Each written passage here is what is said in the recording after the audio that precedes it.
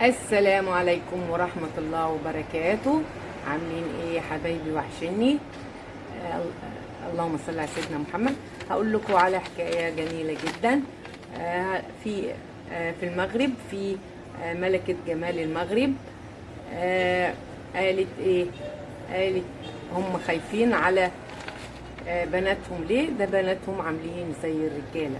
قالوا المصريين اللي هم يعتبروا اجمل بلاد العربية، لا، قالت المصريين دول عاملين زي الرجالة. في ايه بقى؟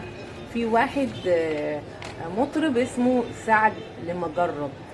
ده كان جاي في مصر يقيم حفلة. فلما جه في مصر يقيم حفلة فلغوا الحفلة بتاعته. لغوها ليه؟ لانه هو راجل متحرش ومغتصب، وخد قبل كده حكم يعني على انه كان سببه الاغتصاب. فلما جه مصر عشان يعمل حفلة،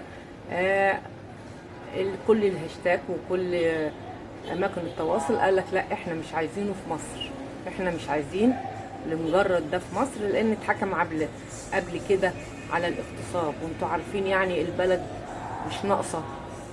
مش ناقصه بلاوي، كفايه اللي فيها.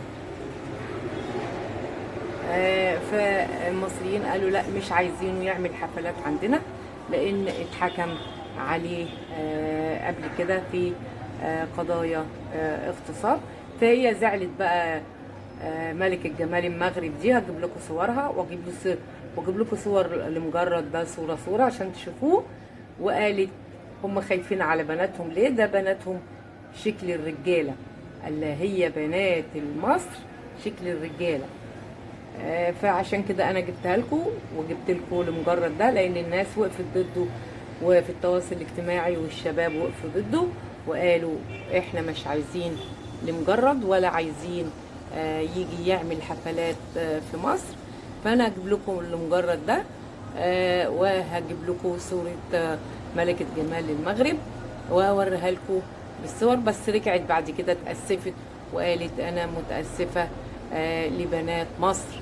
يعني رجعت بعد ما قالت ده هم شكل الرجالة، رجعت تاني قالت لا، ده انا متأسفة لبنات مصر. كل واحد بيعيب في مصر بيرجع تاني ويتأسف. فانا هوريكم ملكة جمال المغرب، وجايبه صورتها بتقول انا من غير مكياج اهو احلى من اي بنت في عند المصريين. وهم خايفين ليه يعملوا حفلة عندهم؟ هو هيسيب الحفلة وينزل يغتصبهم؟ ده حتى البنات عندهم وحشين. وهجيب لكم دلوقتي صورتها وصورة اللهم صل على سيدنا محمد، وعلى صورة لمجرد ده. هو شكله كده عامل زي رامز جلال.